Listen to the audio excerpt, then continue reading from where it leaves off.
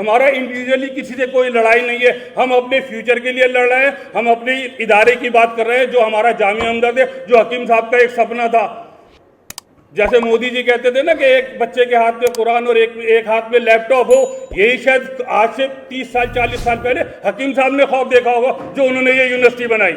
और उसकी वजह, उसका एक बहुत बड़ा सबूत ये भी मैं बताऊं साथियों, ये हकीम साहब की वजह है कि आज एक अटेंडेंट का बेटा, एक माली का बेटा जामिया हमदर्द में पढ़ के असिस्टेंट प्रोफेसर तक पहुंचा है। मेरे बच्चे, मेरे खुद बेटी यहीं से एमफॉर्म कर रही है, फाइनल ईयर में है और कुछ नहीं। और ये खेल बहुत हो गया, अब हम नहीं होने देंगे। अगर आप साथ हो तो हम ये नहीं होने देंगे। ऐसी नौबत नहीं आएगी, लेकिन अगर आई तो हम सब उसके लिए तैयार हैं। क्या आप लोग तैयार हो? होने का वो ये है कि how to save the university, how to save our future. The most important thing is कि हमें अपना भविष्य कैसे करना है। 32 साल 35 साल 40 साल की सर्विस करने के बाद अगर हमें ये कहा जाए कि साहब ये तो हकीम साहब का दवाखाना हो गया, एक भाई ने एक बांट लिया, एक भाई ने दूसरा बांट लिया, आप जाओ अपने घर, 20,000 मिलेंगे, 25,000 मिलेंगे, नौकरी करनी है तो करो वरना अपने घर जाओ, तो ये तो हम होने नहीं देंगे। इस बात के लिए बिल्कुल मैं आप लोगों को आश्वस्त करता हूँ, क्योंकि मैं आपको बताऊं पिछले तकरीबन 2012 से हम ये लड़ाई लड़ रहे। एक लड़ाई लड़ी हमने एक रेजिम से, हम जीत के आए। हमने 5, हमारे पे 6 केस हुए, हमने 5 जीते, एक आज भी कोर्ट में चल रहा है, जिस पे अथॉरिटी झूठ बोल के टाइम ले आई। अथॉरिटी ने वहाँ ये अंडरटेकिंग दी कि हमारी यूनियन से बातचीत चल रही है, नेगोशिएशन चल रहा है, हो सकता है हम नेक्स्ट हियरिंग पे आपको वो नेगोशिएशन सबमिट कर देंगे। मैंने वही नोटिस उनको नोट कराया कि सर हमारी ऐसी कोई बात नहीं हुई, लेकिन क्योंकि मैं उस टाइम प्रेसिडेंट नहीं था, हमारे असलम भाई प्रेसिडेंट थे, हो सकता है दी देन प्रेसिडेंट से कोई बात हो रही हो, तो सर हम इस बात को मानते हैं, लेकिन नेगोशिएशन कोई नहीं चल रहा। ये सिर्फ झूठ है, सिर्फ टाइम किल करने वाली बात है। लेकिन इस सब के पीछे जो क्रोनोलॉजी है ना, वो समझनी बहुत ज़रूरी है। क्रोनोलॉजी क्या है कि आप सब जानते हैं जामिया हमदर्द यूनिवर्सिटी डिक्लेयर हुई बाय द पार्लियामेंट के गजट नोटिफिकेशन से 1989 में डिक्लेयर हुई। 1989 में ये डिक्लेयर हुआ कि जामिया हमदर्द रन होगी एज पर CCS rules. All government facilities time to time जो भी जाएंगी वो यहाँ पे इम्प्लीमेंट होंगी, सब कुछ होगा। उसी को नज़र में रखते हुए हम लोग यहाँ आए। हमने अपने, मेरा तो ग्रेजुएशन का रिजल्ट भी नहीं आया था 1988 में, मैंने ग्रेजुएशन का रिजल्ट मेरा बाद में आया। मैंने जामिया हमदर्द पहले ज्वाइन कर ली कि चलो अच्छा है, अगर मिल रहा है तो इससे अच्छी कोई बात नहीं है, गवर्नमेंट ऑर्गेनाइजेशन हो रही है, एक यूनिवर्सिटी है, करेंगे, कर लिया। और आज 32 साल बाद अगर हमें ये पता चले कि साहब ये तो कुछ भी नहीं, ये तो हकीम साहब का दवाखाना होने जा रहा है, तो वो तो हो नहीं सकता। अथॉरिटी इस बात को बहुत कान खोल के सुन ले। मैं अपनी तरफ से नहीं, मैं अपनी तरफ से, अपने 400 नॉन टीचिंग के स्टाफ की तरफ से, और सबसे बड़ी खुशी की बात आज की डेट में जो है वो ये है कि हमारा टीचिंग जो हमारे सरपरस्त हैं, हमारे बड़े हमारे साथ हैं, हम इन सब का स्वागत करते हैं। हम सब एक है और इंशाल्लाह लड़ेंगे। उस्मा बाजी ने एक बात कही, मैं उनकी बात को ऑनर करता हूं, लेकिन हमें छोटी मोटी चीज़ों से, हमें तो आदत हो गई, 4 साल मुझे हो गए, 1 पैसे का मेडिकल का बिल नहीं है, कोई बात नहीं, और 2 साल नहीं मिलेगा, हमें परवाह नहीं है, लेकिन हमें यूनिवर्सिटी सेव करनी है। हमारा पहला मोटिव यूनिवर्सिटी को सेव करने का है। हमने एक लड़ाई पहले लड़ी है, एक लड़ाई आज के बाद इंशाल्लाह शुरू करेंगे।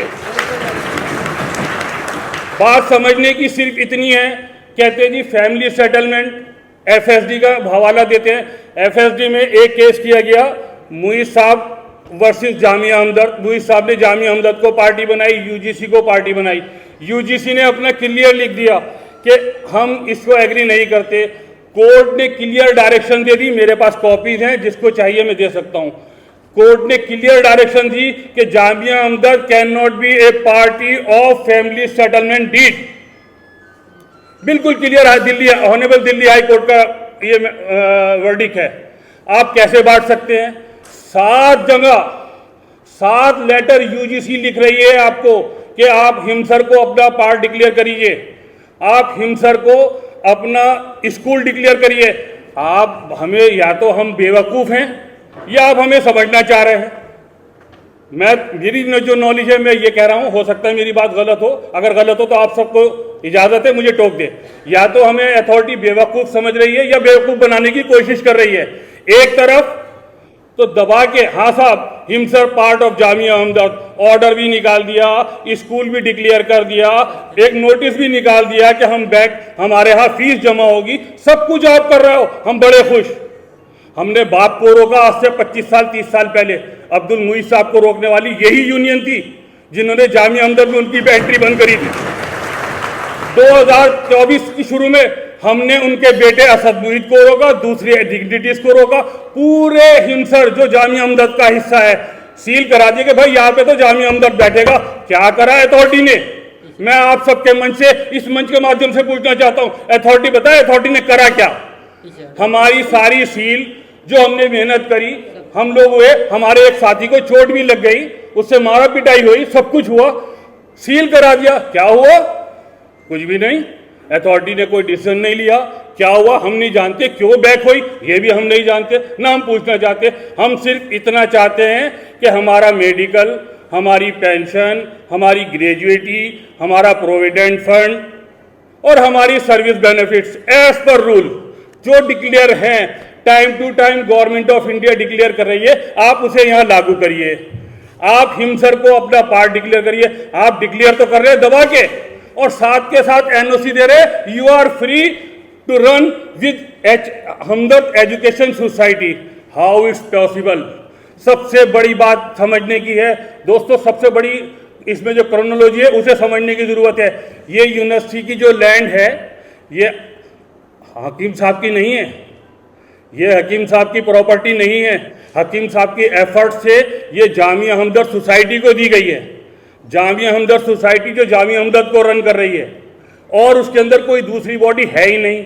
आप कैसे उसके दो टुकड़े कर सकते हो कि भाई 27 एकड़ तू ले ले, बाकी हमारी हम देखेंगे। यूजीसी कहती है जब तक आप हिमसर को अपने अंदर नहीं लोगे हम आपको ग्रांट नहीं देंगे। तो ये कौन सा गेम हमारे साथ खेला जा रहा है? हमारी समझ से बाहर है। मैं इस मंच से अथॉरिटी से पूछना चाहता हूं कि प्लीज वो बताए ऐसी क्या मजबूरी है जब यूजीसी 8 लेटर लिख रही है, 7 लेटर लिख रही है, और आप उसके ऊपर कोई एक्शन नहीं ले रहे। आप उल्लू बना रहे हमारा सबका कि ठीक है साहब करिए, हमने तो स्कूल भी डिक्लेयर कर दिया, हमने तो एमसीआई में भी दे दिया, हमने तो यूजीसी में भी दे दिया, हमने तो सब जगह दे दिया, और साथ के साथ आप दे रहे हो लो जी आप चलाओ एचएससी। क्या वजह है? ये मनी फ्रेशिंग नहीं है तो क्या है कि 15 करोड़ 60 लाख रुपए यूके बैंक के हिमसर अगर ए पार्ट ऑफ जामिया हमदर्द है तो 15 करोड़ 60 लाख रुपए हमदर्द एजुकेशन सोसाइटी में कैसे पहुंचा दिए इन लोगों ने? कोई पूछने वाला नहीं है। बैठे रहे खामोश, हम बैठे रहे खामोश, हम नहीं बैठेंगे। साथियों ये टाइम ऐसा है कि इस पे हमें लड़ना पड़ेगा, हमें आगे आना पड़ेगा, और जब तक हम यूनिट नहीं होंगे, आज ये जो यूनाइटी है हमारी, ये जो यूनिटी दिखाई दे रही है, इसका बहुत बड़ा असर इंशाल्लाह पड़ेगा और हम कामयाब होंगे और इंशाल्लाह अथॉरिटी बैकफुट पे आएगी। हमारा किसी से कोई मकसद नहीं है, हमारा इंडिविजुअली किसी से कोई लड़ाई नहीं है। हम अपने फ्यूचर के लिए लड़ रहे हैं, हम अपने इदारे की बात कर रहे हैं जो हमारा जामिया हमदर्द है, जो हकीम साहब का एक सपना था। जैसे मोदी जी कहते थे ना कि एक बच्चे के हाथ में कुरान और एक हाथ में लैपटॉप हो, यही शायद आज से 30 साल 40 साल पहले हकीम साहब ने ख्वाब देखा होगा जो उन्होंने ये यूनिवर्सिटी बनाई। और उसकी वजह, उसका एक बहुत बड़ा सबूत ये भी मैं बताऊं साथियों, ये हकीम साहब की वजह है कि आज एक अटेंडेंट का बेटा, एक माली का बेटा जामिया हमदर्द में पढ़ के असिस्टेंट प्रोफेसर तक पहुंचा है।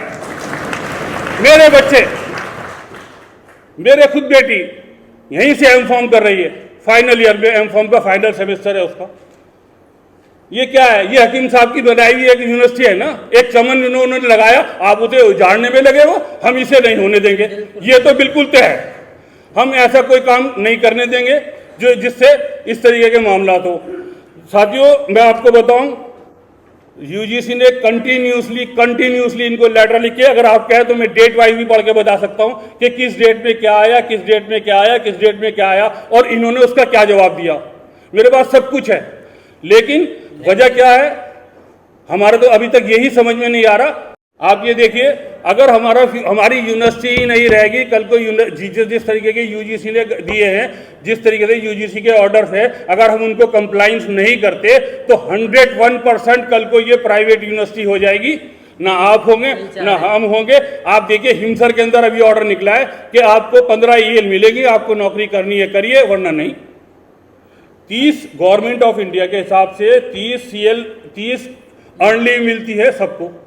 हिमसर वालों ने निकाल दिया 15 मिलेंगे, आपको करना करिए, नहीं करना मत करिए, बेचारे मजबूर हैं, कोई सुनवाई नहीं है। अगर हिमसर पार्ट ऑफ जामिया हमदर्द है, मजे की बात एक और बताऊं आपको, बड़ी हैरत होगी आपको सुन के। आपने MS को सस्पेंड करा, आपने कोहली को सस्पेंड करा, आपने मिदु दुजुजा को सस्पेंड करा, आपने बड़ी अथॉरिटीज को उनके सस्पेंड करके उनको ताले लगा दिए, सब कुछ कर दिया। भाई आज की डेट में हिमसर का डीन कौन है, जरा ये बताइए पूछ के, कौन है बताइए आप लोग, आप तो मौजूद हैं यहाँ, सबको पता है ना, बोलिए ना कौन है। कोहली है ना, कोहली कौन, जिसको सस्पेंड कर दिया। ये तो आपने अपनी हालत कर ली। हमारे समझ में नहीं आता किस प्रेशर में, किस वजह से आप ये काम कर रहे हैं। सर आप जो चाहे वो करें, हमें उससे कोई एतराज नहीं, हम इतना जानते हैं हमारी यूनिवर्सिटी सेफ करिए बस। ये यूनिवर्सिटी सेफ तभी होगी जब ये जो 90 एकड़ 99 एकड़ जमीन है जामिया हमदर्द के पास रहे, हिमसर पार्ट ऑफ जामिया हमदर्द जैसे कहा जा रहा है उसको अमली जामा पहनाया जाए, तब तो ये बात है, वरना तो इसी तरीके से मिलती रहेंगी। और रही बात छोटी छोटी चीज़ों की, देखिए माशाल्लाह 26 जनवरी निकल गई, 3 दफ़ा 15 अगस्त भी निकल गई, शायद चौथी आने वाली है। पता नहीं कितने वादे हम सुनते हैं कि इंशाल्लाह ये होगा, इंशाल्लाह ये होगा, इंशाल्लाह वो होगा, होता तो कुछ भी नहीं। अभी की बात आपको बता रहा हूँ, रिसेंटली आपको बात बता रहा हूँ, एक बड़ी इंटरेस्टिंग।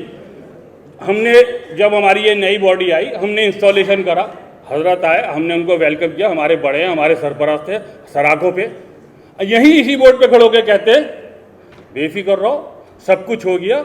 भाई फाइनेंस ऑफिसर साहब एक कमेटी बनाओ, एक बोर्ड बनाओ, इन बच्चों को जरूरत है 3-3, 4-4 लाख रुपए लोन दो।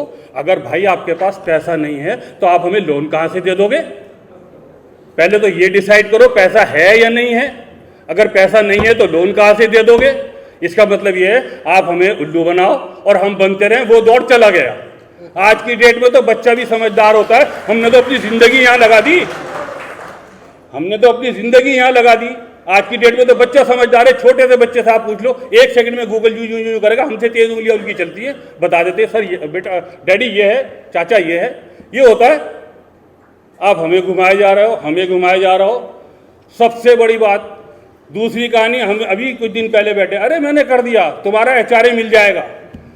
जो ग्रुप C और D का HRA दिया है उसके अंदर कितनी मेहनत हम लोगों ने एज ए यूनियनिस्ट करी है हम जानते हैं।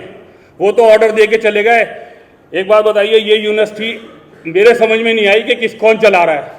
अगर एक वाइस चांसलर किसी चीज़ का ऑर्डर दे रहा है, एक फाइनेंस ऑफिसर किसी चीज़ का ऑर्डर निकाल रहा है, तो इसका मतलब ये है कि वो within 2 days, within 3 days implement होना चाहिए।